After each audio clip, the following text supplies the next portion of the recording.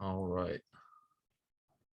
So we'll get moving, and we may have a few folks jump on here, but we are recording the meeting and we'll post that to the public input page. We'll share that link later in the presentation in case some folks aren't able to join us tonight. So good evening, everybody. Thanks for joining us for our final round of public engagement for improvements to LC Coleman Park.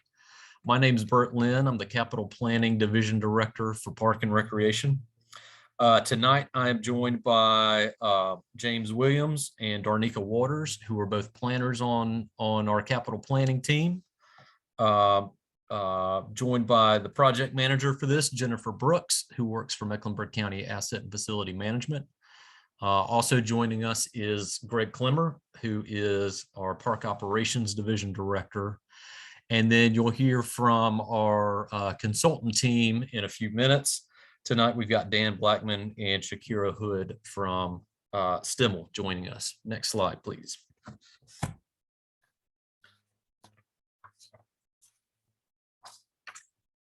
Thank you. So very quickly, an agenda for tonight's meeting. Just do a really brief kind of intro to the project. I think I see a lot of familiar names on the call, so I think most of you have been involved for quite a while on this project. We want to go in and summarize our feedback, do a detailed walkthrough of the final concept plan, discuss our schedule, and then we'll have an open discussion kind of at the end of the meeting for anybody to share any questions or comments that they have. Next slide. So everybody here, I'm going to assume, is very familiar with the Zoom meeting platform. We'll walk through a couple of the features here. We do ask that everybody stay muted throughout the formal presentation. You'll notice a microphone button in the bottom of your screen there. The red slash through it means that you are muted. You're free to turn on your video during the presentation or during the discussion, but that's not required, of course. If you have any questions or comments throughout the presentation, please use the chat function. You'll see a little button on the bottom of your screen that looks like a little word cloud that says chat there. Later in the presentation, we'll give folks an opportunity to unmute and share thoughts. But if you have some thoughts or questions kind of throughout the presentation, feel free to drop those in the chat. So we'll give the chat a test drive very quickly. If you would, please type in your name and your favorite outdoor activity.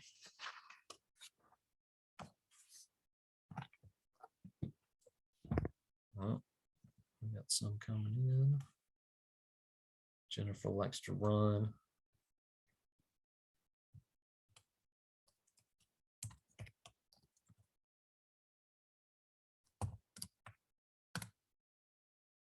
Dan likes to mountain bike. I like to hike because I got bad knees. All right, there we go. Golf. Picnics, gardening, love it. All right, you guys keep those coming on, and we'll go ahead and move to the next slide.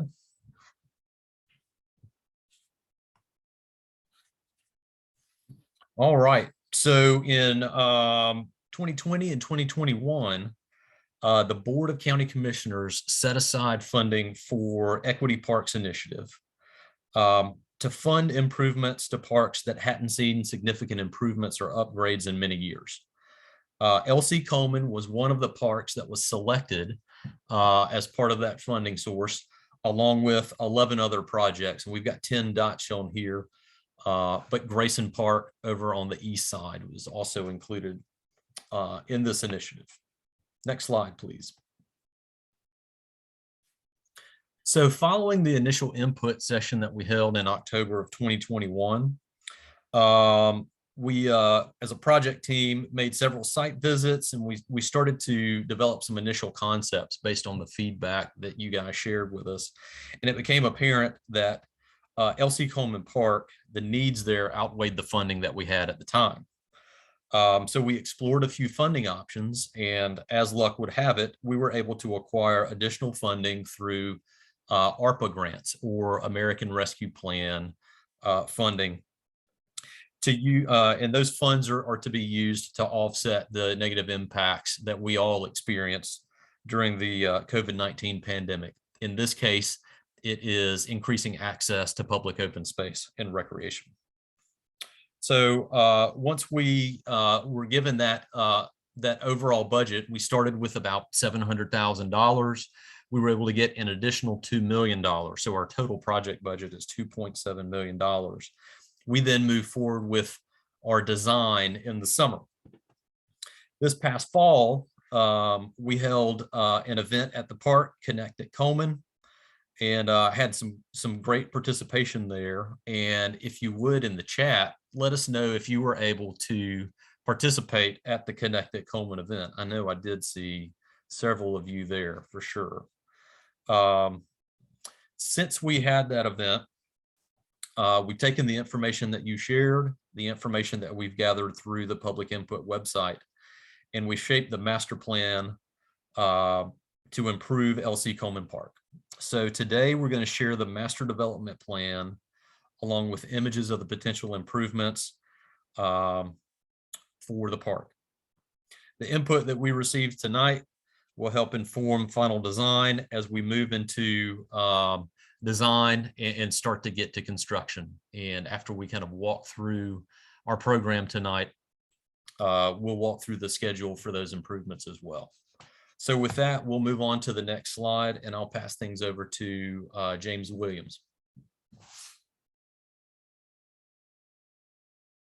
Thanks, Bert. Thanks for everybody coming. We're excited to have this final comprehensive plan. We've been thoroughly engaged with the community, and I just wanted to go over a little fun facts. You learn more, and we want to continue the narrative about this park. But 1978 was the original plan, and actually the original plan had a caretaker's house, which is not there today. It never was built, but it's an iconic landscape. The park has always been the center of Washington Heights and iconic to the quarter of Batesford Road as far as green space. A lot of people are still finding the park, and so that means we have work to do to sort of direct people to it. The original name was Northwest Park because it was a park on the west side, and it was Northwest. Of course, it was named for Mr. Coleman, and Mr. Coleman was a advocate for parks on the west side. And we've been very fortunate during this process to have his daughter, Lynn Coleman Hudson, to be involved in the process. Next slide.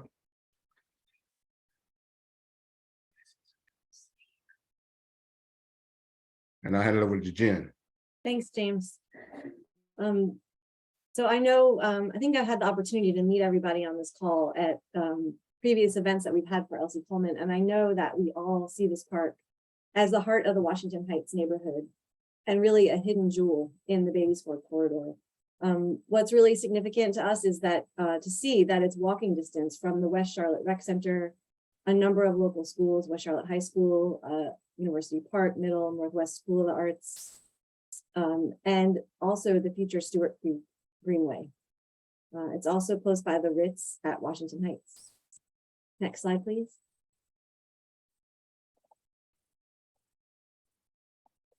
What's been neat about the design process is that it's really been a catalyst for community engagement in the park over the past year. So for example, this past summer, Met County Park and Rec held its inaugural design camp. It's the first year that we've done it. And we invited students in grades 5 through 8 to study local spaces.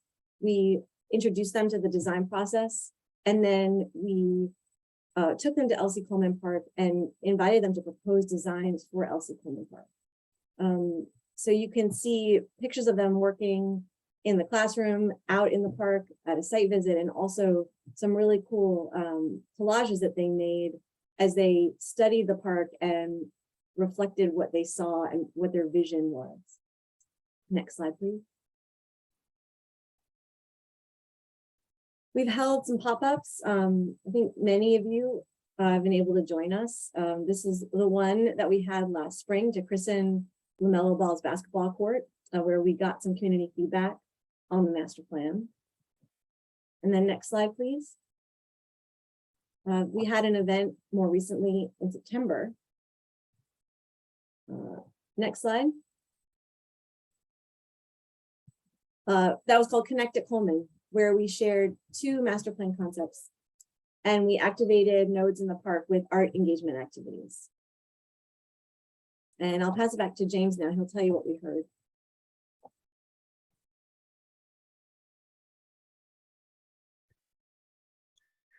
We have had numerous events, and I think one of the things that's unique about this park and that we've heard from the public was engagement, more programs, more activities. And so we hit the ground running, trying to get pop-ups, as Jen has said, where we just show up in the park. We had, of course, the basketball courts were resurfaced, and we had Camilla Ball. We met youth out there on skateboards. And so we had a very interactive session. And this not only went into our publicinput.com, where you can go and register, actually give some input surveys from that social media platform. And of that, we had the 5 top amenities, which is in the pie chart. And one of them was skateboards, because we like to think of it as multi-generational. And we did attach the youth, and that was one thing that stood out, was the skateboards. Also, a multi-purpose field was high. Fitness equipment. These were some of the top amenities. The trails and a picnic shelter pavilion was also pretty high. So those things begin to take surface, and we begin to really start engaging around what the vision, or what was that vision, would be. Next slide. And so then we heard you. I mean, we kept trying to understand what it is, and we heard a lot about the history. We heard a lot about what it used to be. And one of the main things that came out of it, that's sort of like a word cloud we use, where we take the comments and we put it in later. But maintain and upgrade what we have.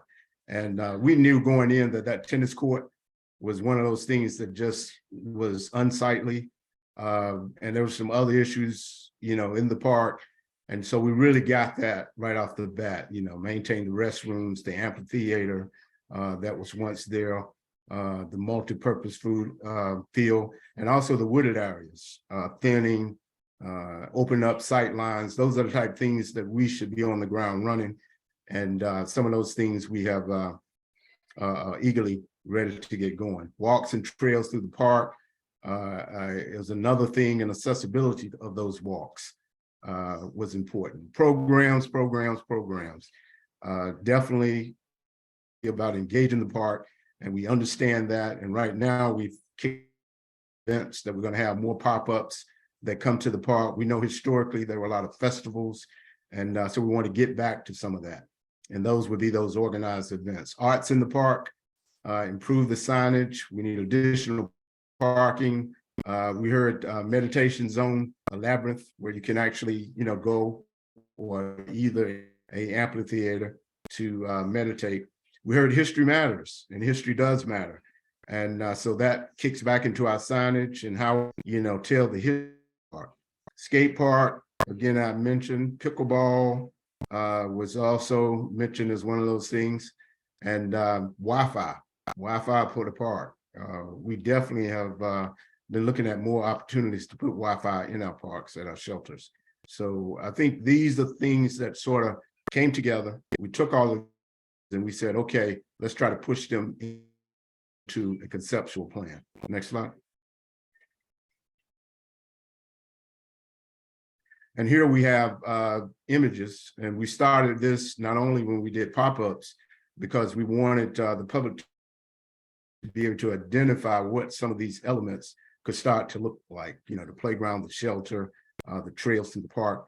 And once we condensed all of this and we got better input, we were ready to go into our conceptual plan. Jen? Thanks, James. So what was really exciting to us as the design team in getting all this feedback was to hear the potential that the community sees in this place. We heard overwhelmingly, as we've said over and over, that people really see LC Coleman Park as a hidden gem in the community.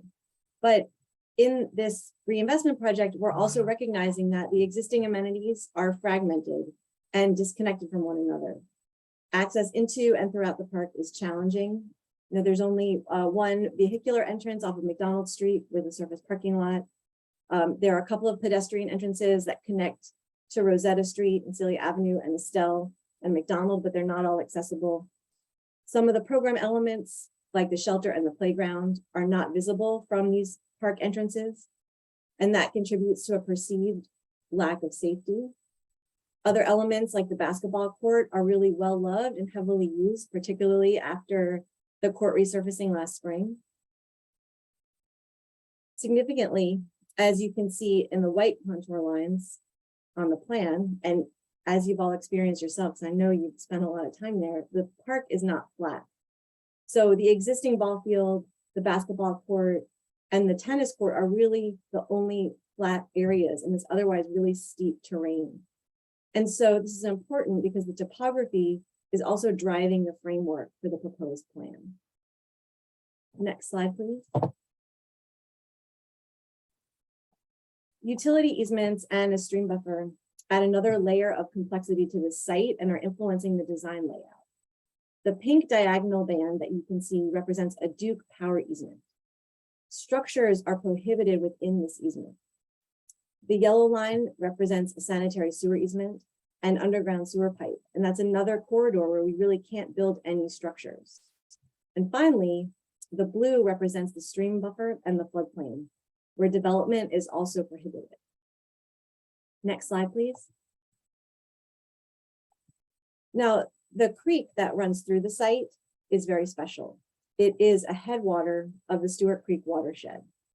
And so rather than seeing that stream buffer and floodplain as a limitation, we see the stream and its associated riparian woodland as a unique opportunity to connect the community with the local ecology in their own neighborhood.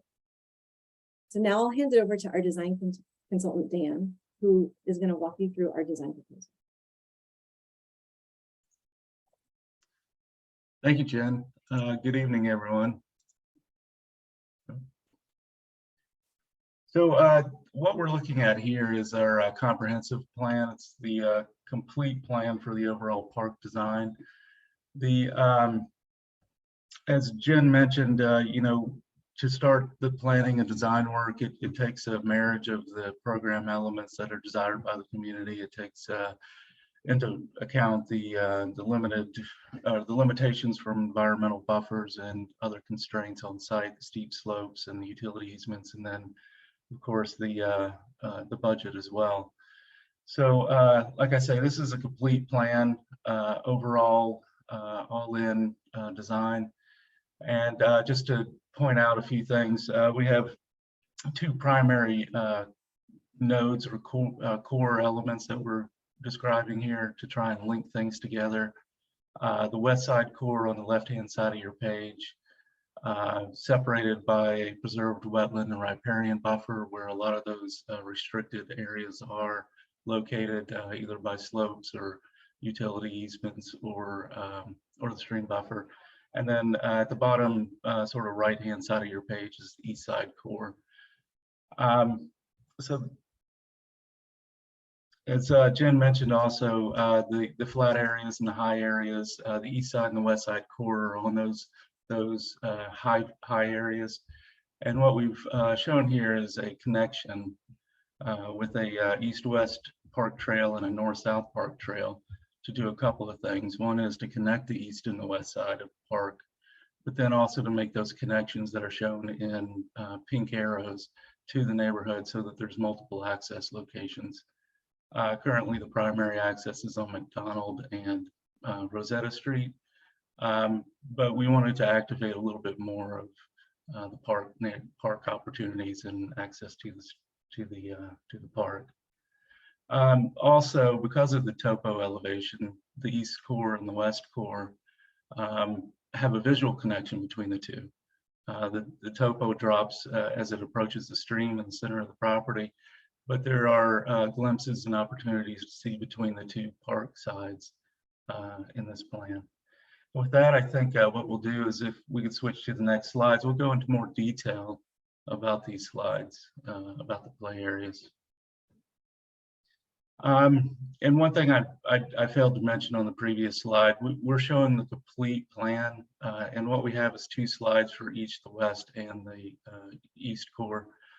And what we're showing here in color is the within budget, the things that we think that we can build within the budget allocation that's afforded to us today. There are future projects that are associated with this overall complete plan that we'll get into on the next slide. But here you can see in the center of the west side core is the existing basketball court, just recently refinished. Abutting the court is a plaza area that will marry the court and also act as an amphitheater, an informal gathering space, a large gathering space, and serve as a performance space, a multitude of opportunities there. Just across that path is a shelter that's proposed. Again, putting it up on a high and dry location that's visible to multiple edges of the park. And then flanking that shelter are 2 playgrounds. Currently, they're shown as 2 separating age groups. We generally separate the 2 to 5-year-olds from the 5 to 12-year-olds for safety. And just to make it clear on what kind of play equipment is in each one of those zones. Spilling out from the playground is multi-use play field. The intent here is to give opportunity for more play area, impromptu pickup games, throwing frisbees, flying a kite, as well as pitching a baseball and hitting a baseball, or a pickup soccer game.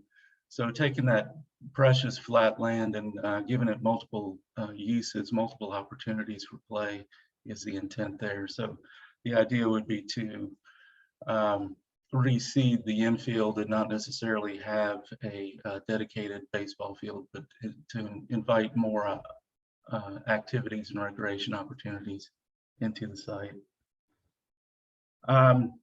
Bisecting the core here is a north-south trail connector, and that trail connects to the parking lot on McDonald Street, and then also down to the south across the creek, and then over to the southern entrance on Rosetta Street. And then along that path is an amphitheater overlooking the creek in the location that the current restroom building is located today. Again, that's in a flood prone area within a stream buffer. If we were to try and build that restroom today, we would not be allowed to do that. So in some ways, upfitting this park and renovating this park is bringing us back to a improved environmental standard that we all achieve or strive for today. And that again is part of the reason why we have a preserved woodland riparian area to the right side of the page. Again, partly because of the constraints of slopes and the stream buffers and other utility corridors. On the next slide, if you wouldn't mind changing, what we've shown in is an additional future projects shown in black pen, not highlighted in color, just to help differentiate on the screen. If at a time when there is future funding, we would add a loop trail around the multi-use field. There may be a connection to the future greenway, Stewart Creek Greenway, that's just to our west. And then at that point, we would expand the parking lot as well. And then towards the right-hand side of the page would be an improvement to an existing nature trail that's there today. The existing trail is straight up and down a slope. It's very difficult to manage.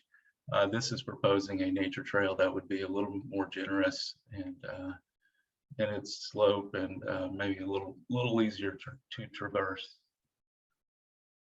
So on the next slide, we'll go to the east side core. And up at the top of the page is that east-west connector. And again, that connects back to the parking lot and the west core.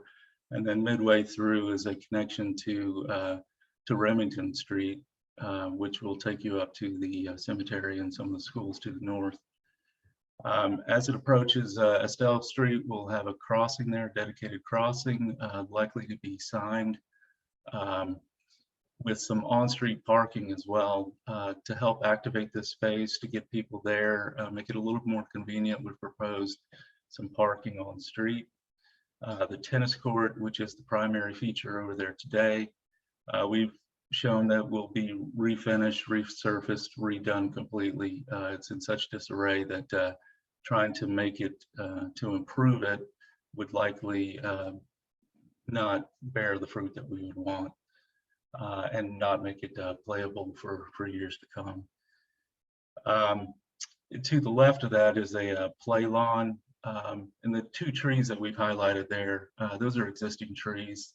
They're large oak trees, specimen trees that help to bound that space, but then they're in their size and their mass, they help to shade the play lawn area.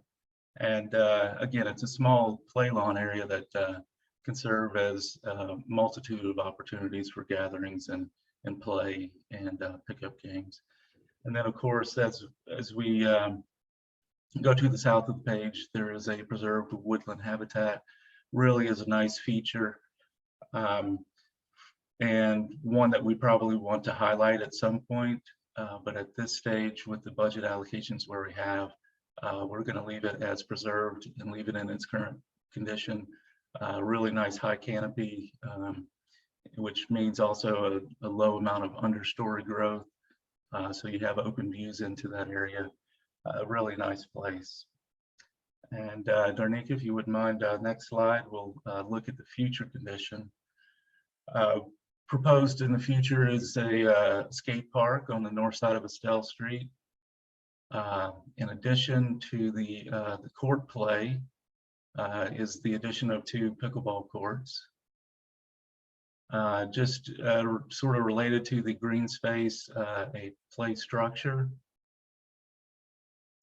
And then to the south, where the preserved woodlands is, we're showing a smaller trail with an amphitheater and an education node there. It kind of sits on a plateau and looks over the stream channel that's there presently.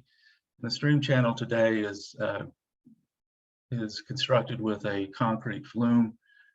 The idea would be to take that concrete flume and out and return it to more of a naturalized stream bed setting and improve that stream and its function and its habitat quality. And then again, as we mentioned before, the nature trail, you'll see that connection to the page left to the west.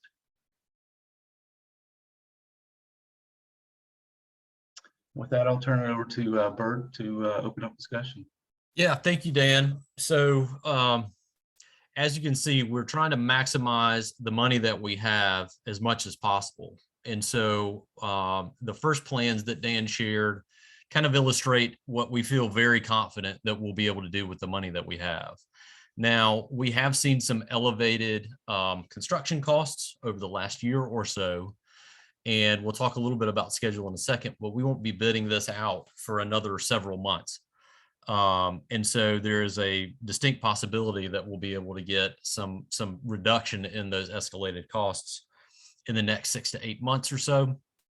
And so we'll add on a lot of those other elements like the loop trail and the pickleball courts and the skate park as add alternates. Thereby, if we get good bid prices, then we'll be able to add those and include those kind of within the scope and scale of the project.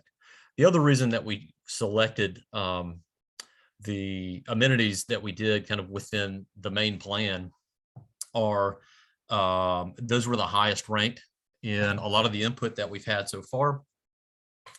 Also, the ones that we didn't select, we feel like are much easier for us to come in and add over time, or find other funding opportunities like grants and things of that nature to come in and add. So with that, I wanted to open the floor for questions. Feel free to drop those in the chat. Or let's see, there's a way to raise your hand. Let's see. Here I you see go. Ron has his hand raised. Yeah, Maddie does as well. So here, let me get my participants on there. You saw Ron's first, so Ron, will ask you to unmute and ask your question or share your comments.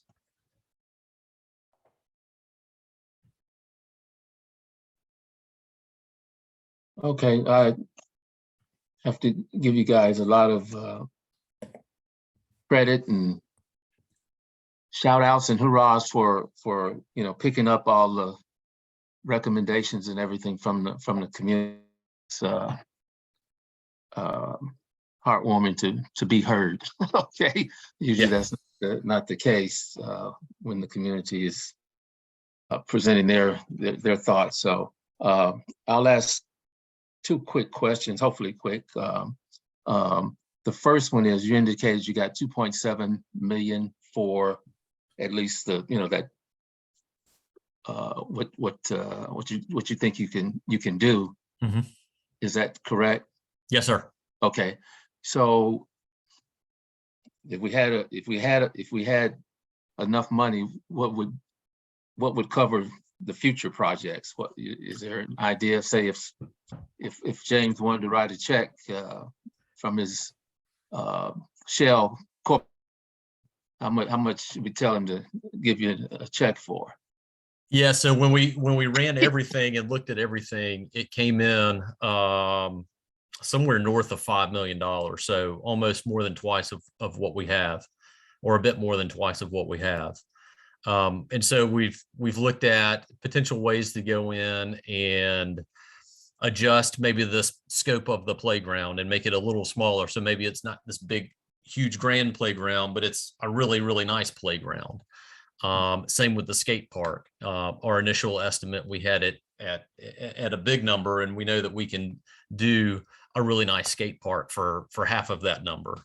The other thing we looked at were some of those things that are kind of hidden costs. So when you think about a restroom, you don't necessarily think about having to get the sewer pipe there and get the water to it and all of the things involved with that. With the parking, if we go in and do a lot of work with the parking, then we've got to go in and add a number of trees and buffer plants and things like that. And we wanted to focus really on the park amenities more so than some of those other things. Okay, good. And again, seems like what happens here is that future projects take 20 years to come to fruition. So Yep. Hopefully there'll be some efforts to address that so that can happen. Yeah, for sure. Sooner. So and one question here in regards to the project with the Stewart Creek. Mm-hmm. Is the vegetation going to be opened up somewhat so that's visible, or what is there anything going to be done with that? Or I know it's being preserved, you can't touch it, but is that the general idea? And then kind of what is that? If you can kind of explain to me the riparian habitat. Mm-hmm. Kind of explain. Yeah, and you're talking about the tributary that runs through the middle of the park, right? Right. Yeah. So with streams within the county, there is the protection zone. The stream side zone, which is like the first 20 feet from the top of bank, are areas where we're not supposed to do any clearing. Okay. And so we kind of leave those areas as they are. Now, beyond that, we can go in and remove invasive materials. So those are things that are non-native to this area. And a lot of those are the things that grow kind of head height or vision height. And so we can clear that understory out and add a lot more kind of expansive views kind of throughout the park. But we want to keep that vegetation that's closest to the creek there, because it helps slow down water as it drains in that area. It also helps stabilize the soil because, as you know, when we get a heavy rain, those floodwaters kind of rise up. And so that vegetation helps keep that bank in place. Okay, thanks. I'll let others ask their questions as well. Thank you so much. Thanks, Ron. All right, Miss Maddie. Okay, I want to talk about the Northwest School of the Arts connectivity. Mm-hmm. Did we, excuse me, did we consider anything about that connectivity and opening the park up a bit more? So if you have Northwest School of the Arts and the park, you know, more visibility there. That's one concern. Okay. The other one that's major, we need to address that retention pond. Because that's a big eyesore. I don't know what we have come up with that. I didn't see anything as it related to the retention pond. I got you. Yeah. So I'll start with your first question because I know the answer to that. We have a monthly meeting with basically our counterparts at CMS because we have a number of projects that are adjacent and in some cases on CMS property. What we've been told is from a campus safety standpoint, they like to keep the current entrances to the campus as they are and not increase entrances. So in this case, those main entrances would be directly off of Beatties Ford Road. And then I think there's another road that's just to the south of there that cars use to access the parking back there. And so typically they are not supportive of us adding more connectivity, even though it's like, it seems when you look at this plan, it's like a no-brainer idea, right? Because they've got a loop trail right there along it. But when they think about campus safety and things of that nature, they like to limit the number of ways that people can enter or leave the campus. In terms of the retention pond, Jen or James, I'll ask you guys to jump in. I don't know if we've had any direct discussions with CMS about the, I'm not going to say the maintenance of that, the lack of maintenance of that.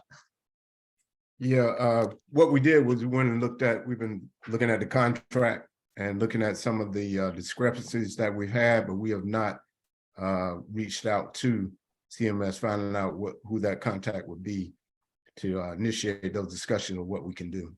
Okay, well, I will get their responsibility. Yeah, I can get you in touch with, we can start with Bob and Dennis. Okay. That we met with on a regular basis and start that discussion. And Miss Maddie, thank you for bringing that up because I know that's something that we talked about earlier, but we haven't addressed specifically. Okay. And then the other concern would be around tree planting, the tree canopy in the park. Meaning we lost a lot of trees in the park due to Hugo. We haven't had those replaced. So I think this would be a good opportunity to look at the tree canopy and look and consider planting additional trees. Yeah, I think that's a fantastic idea. Darnika, if you go back to the overall plan, I think we have some trees shown kind of around the edge of the park, at least in the playfield area there. And then Jen, I don't know if you've worked directly with Trees Charlotte or not on any of your projects, or if you know, if you can share a little bit about kind of their process.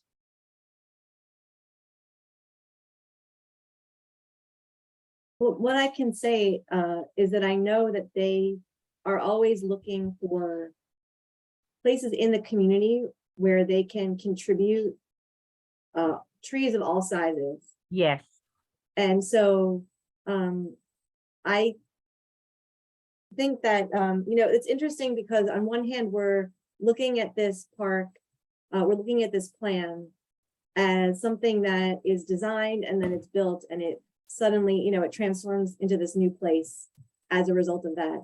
I think there's also ongoing stewardship that happens in parallel with the construction of the plan that you see on the screen. And so I would say that working with Tree Charlotte is something I would kind of group into this ongoing stewardship. And what's great about having a master plan is that if they came to us, or if we reached out to them and said, hey, do you have some trees that, or do you have trees that we could plant in this park? We know where we could put them without have the whole place built out, because we have a master plan, and that's the beauty of a master plan. So does that help answer that question?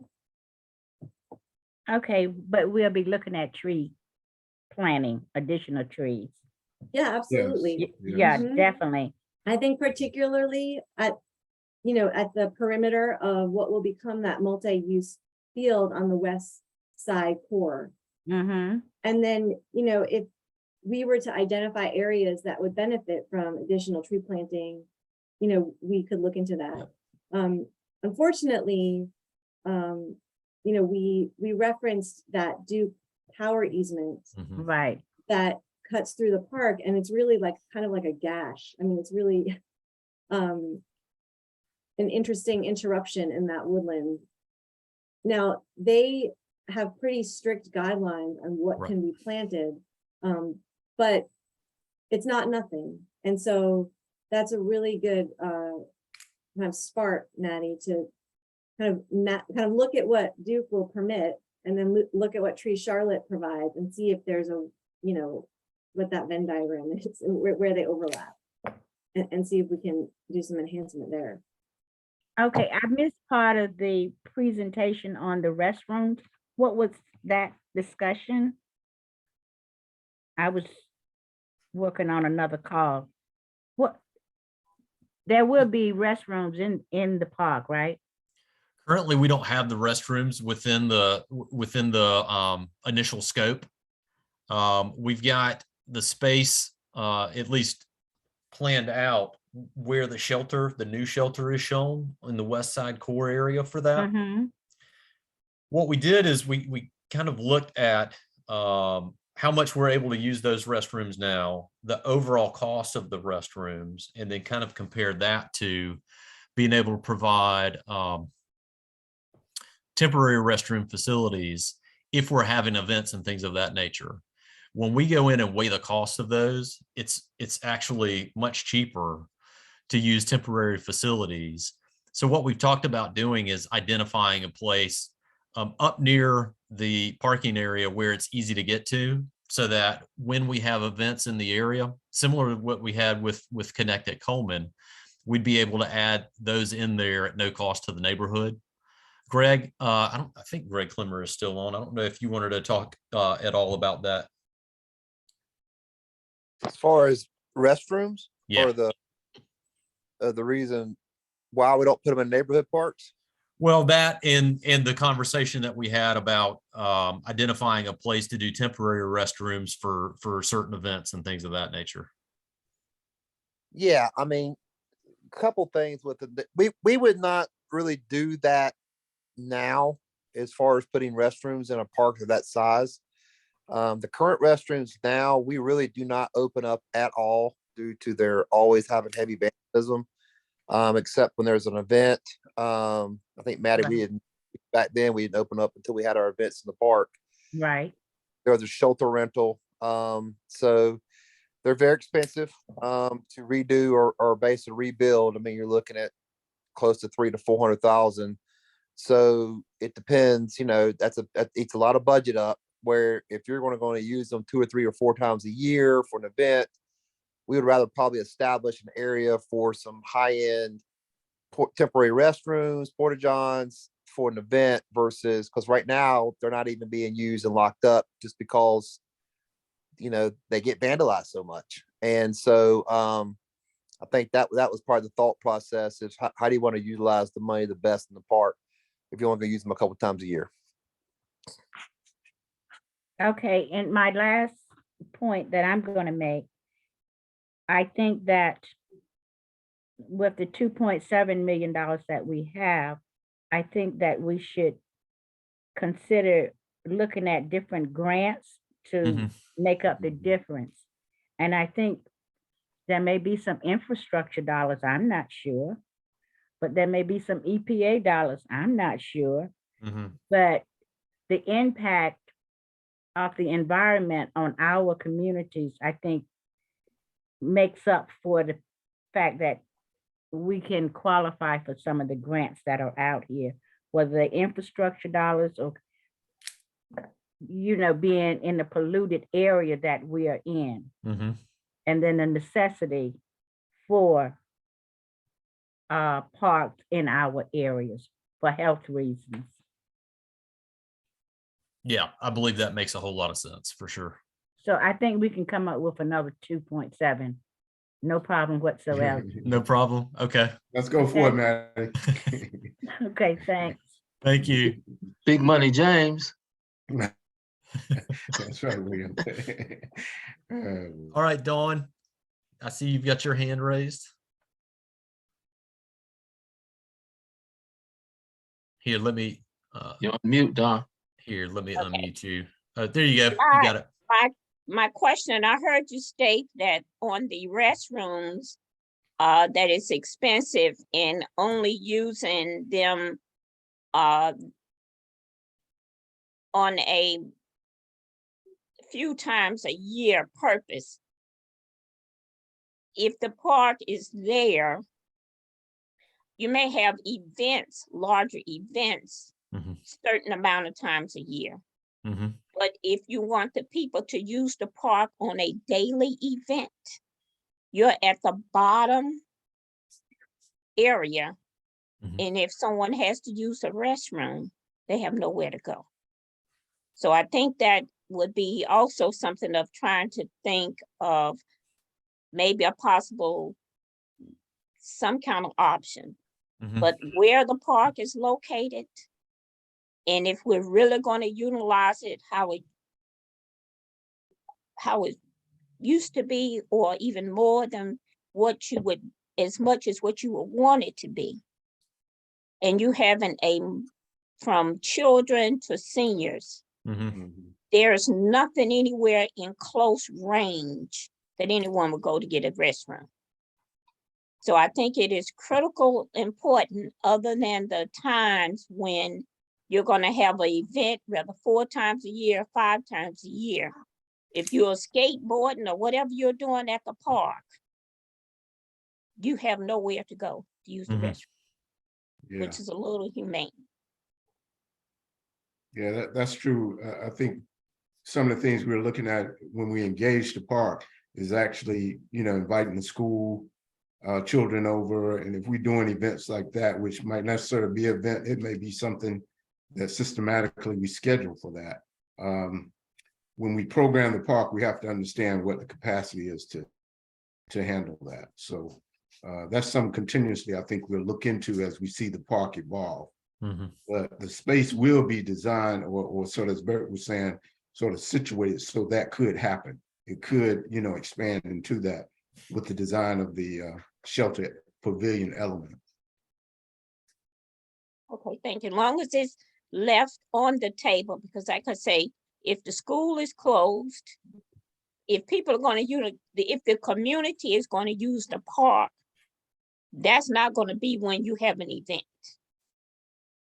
That may be somebody wanting to walk through the park, skate through the park, trail, sit down, eat lunch in the park. And we can't predict how many people will use it. Right. We can hope that we want more people involved once they see that it's there and it's more attractive to be able to go to. Right. And I just want to quickly add to that, we have to be mindful of what we're taking away. We are adding different things to the park, Mhm. but we don't want to be in a position where we're eliminating critical things that we already have there in the park. Because I was one probably 4th, 5th grade that walked through and signed in petitions to get everyone in the community designing that park. Mhm. And those were things that were important then. And it's more critical and important today. I Thank don't you. think any of us want to go anywhere without you go to the grocery store anywhere, a mall, you don't want to be anywhere where you're at an excess of not having a restroom. Right. That's all. Okay. Thank you. William, you got your hand raised. Yes, thank you. And thanks for everyone, the job that's been done thus far. I just really just want to echo that same sentiment in regards to the restrooms. I'm wondering, and you guys maybe able to add some color to this in regards to what other cities and communities do and how they keep the restroom relatively clean, relatively vandalized, and still have it be of service to the community. I think I was in maybe in Atlanta, I believe. Yeah, I was in Atlanta here recently, and we were in a public park space, and I was like, man, this is pretty cool. Went and used the bathroom, went back out, threw some balls with the kids, and went back in it, and it was relatively user friendly. It was relatively clean for what it was, public restroom. But I'm just wondering what other communities and cities are doing. Or if you guys know, if you're familiar with places that you've been to, and like, oh man, it's pretty cool. Yeah. And I know some of it might be at a different scale too, but that could apply. Those applications could apply. Yeah. Yeah, William, I think your comment makes a good point. We have restrooms in a lot of our parks, but they're primarily our larger regional parks where we have programmed events, sports events and things of that nature, where we know people are going to be out there for hours at a time. It's atypical for us to have restrooms within a local park or a neighborhood park like LC Coleman, because it's used primarily for more kind of informal use. Now, yes, I'm not saying that people wouldn't be out there for a very long time, but when we look at the cost and then we weigh that against trying to do as much as we can kind of within this, we felt it didn't make sense to include that kind of within the initial phase, just from a sheer cost standpoint. From a neighborhood park standpoint, Greg, I think we've got about 90 or so neighborhood parks in our system currently. And I would say LC Coleman is one of maybe 2 or 3 that have restrooms within them.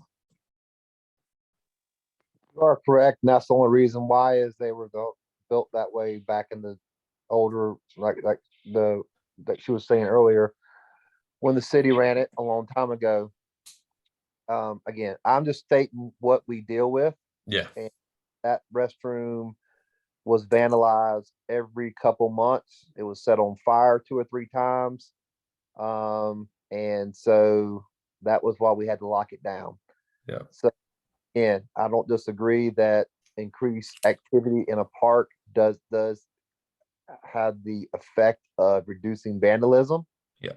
But it's gotta be a heavy bit of activity. So I'm just stating the facts that probably over the last 6 or 7 years, I used to actually run that region there directly. That's how I know Maddie so well. I can tell you every couple months that restroom was set on fire, and we would have to gut it, repaint it every single time. Yeah. To where it was and all the sinks were torn off. So I'm just saying that's just what we dealt with. So. Yeah. And William, to your point, I think it does make sense for us to reach out to some counterparts in some other departments. We know folks in kind of more locally in Raleigh and Asheville. And then kind of nationally, I've got some contacts in Minneapolis and San Diego, and then Washington National Capital, which is just outside of Washington, D.C., that we'll reach out to and see kind of how they handle that. Ron. Yep. Ron, you got your hand up.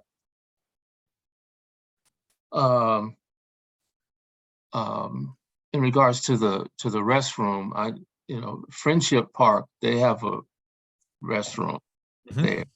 Again, that's a fairly new facility. So I don't know. I think from the conversation from the community, it looks like that is pretty, a pretty good priority that needs to be implemented, but just echoing that.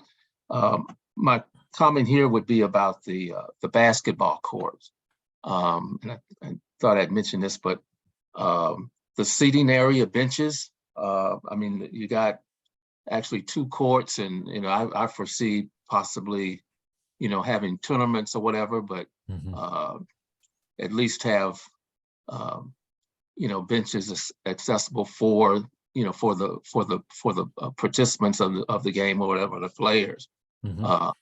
Much similar to kind of what's down at Greenville, in the Greenville Park, where they have metal seating benches for 5, 6 players or whatever. So I think that would be a good addition there. And this is Greg. You're talking about the metal. You're talking about Greenville, one we just redid with the Hornets, having those Yes, metal. correct. Yeah. I guess the standard park metal benches. Okay, I got you. Yeah, Ron, that's a great point. And we haven't gotten to that level of detail yet, but the relationship between the shelter and the plaza and the basketball court, we've got room kind of built in with that plaza space to have seating there. Some of that may be kind of low retaining walls, or we could go in and do benches or single chairs or something like that. So we've got some space kind of built in to be able to do that. Bert, I think Don, so we had all the, okay, but I do see Lynn hand up. Yep. Lynn.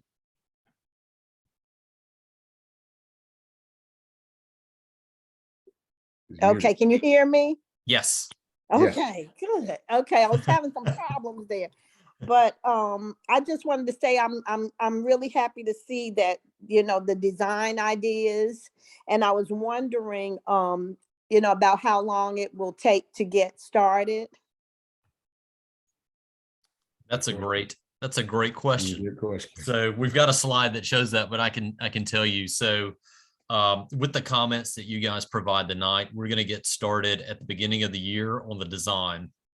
And so the next phase is taking these high-level concept documents and moving and transitioning those into construction documents. So once we get those construction documents done, we have to submit them for our building permits, our sediment and erosion control permits, and because we have the stream through here, we'll have to get floodplain development permits, as well as coordinating with Charlotte Water because we've got sewer in the area, and Duke Energy because we've got the transmission line moving through there. Once we get all of those agreements and permits in hand, we'll go out to bid. And so that's basically going to happen between now and sometime like midsummer or so. And then in late summer, early fall is when we start construction. Typically projects of this scale take 9 to 12 months to complete. We said kind of 12 to 15 months because we can't predict the weather, and anytime that you're doing a lot of earth moving and trail building and things of that nature, any rain tends to slow down the process. So we always buffer in a little bit of extra time that way. But we're looking at a summer, fall of 24 to open the park and have everything completed. Summer, fall 24. And can I also ask, will this group or committee stay intact in order to try to get monies to, continue? Yeah, I think our intention is to keep the group together, keep everybody apprised of where we are in the design process, look for opportunities from a funding standpoint. And James, I don't know if we've talked about any other activation things that we plan to do between now and completing the project. We've been working with Charlotte Creative, which is Minta and Malika. And so we're doing that. They're going to have an event actually at Coleman.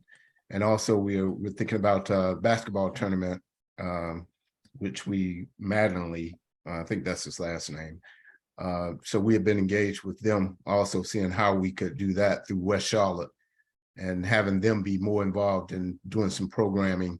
When we did Connect at Coleman, they actually came out, West Charlotte did, provided the basketballs, and they brought other sort of, items out. We want to continue that type of engagement.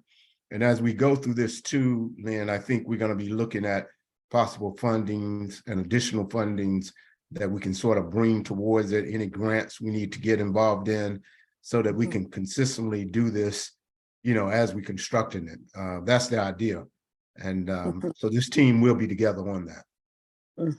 Okay. Thank you. Thank you. We had a couple of comments come through in the chat. Aaron shared that we also need to make sure that we've got seating and benches over in the tennis court area. And we absolutely will appreciate that, Aaron. We had one, Aaron had one earlier that they liked the idea of going through and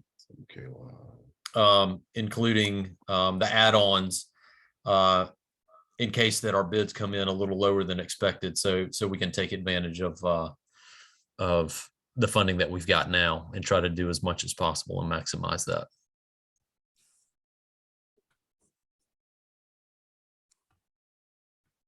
All right. Let me. I had one other question that came up at one of the pop-ups. I think Don had it, was in regards to a historical landmark. I don't know if that's something Matt was working on, or you guys were going to kind of pursue something along those lines. Can you address that? Yeah, James, is that something that we've talked about doing internally? Yeah, we had talked about, how we, put signage and wayfinding and actually coordinate with getting, something up that commemorates and talks about L.C. Coleman and Mr. Coleman. And so that is a piece that we're going to try to get into this wayfinding package to do that. And we think it's well deserved. And, that's one of the things we're saying is continuing the narrative. So that's also name's Michaela. I think I mentioned her name wrong, but with the collective, that's something too that we see art and how art can come into the park. I mean, that we had talked about were there panels, were there ways to bring that history even into some of the artwork that we do within the park. And so we're not there yet, but that still is going to be a component, in the design.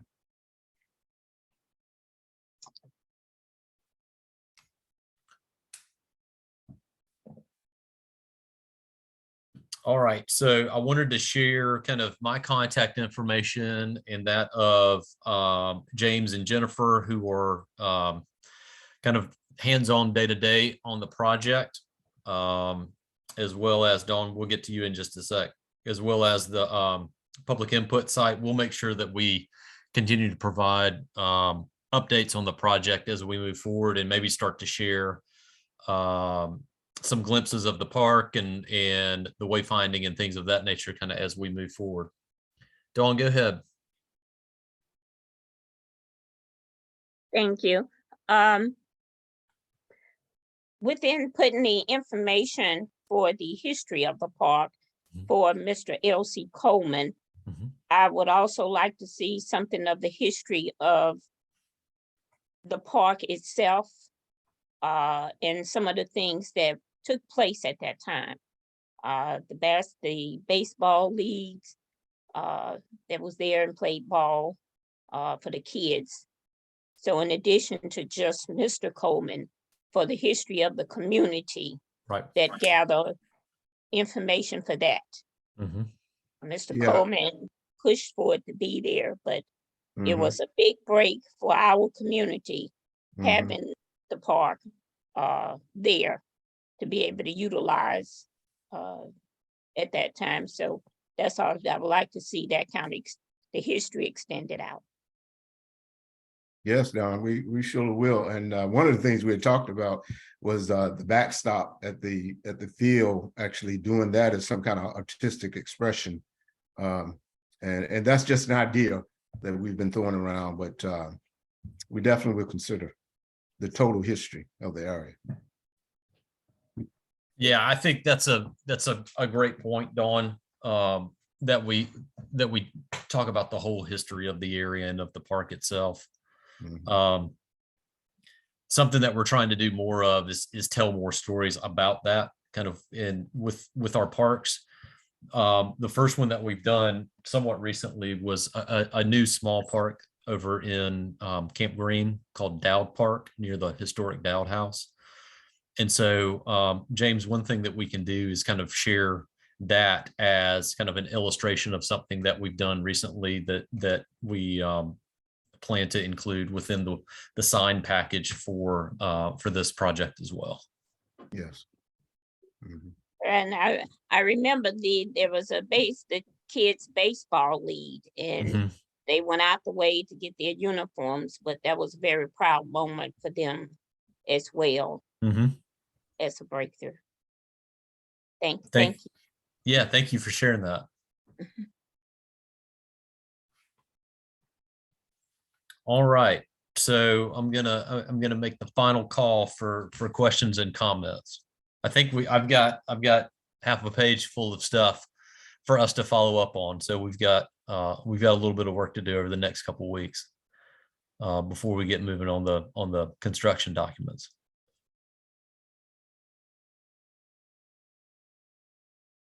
There's a comment in the chat, Bert. Oh, sorry. Oh, it was some additional context on the land itself, that some of the land was donated, purchased and donated to Northwest and West Charlotte by one of the Black businessmen in the area, Thad Tate. Thad Tate. Thad Tate. Barber. Thank you for sharing that, Aaron.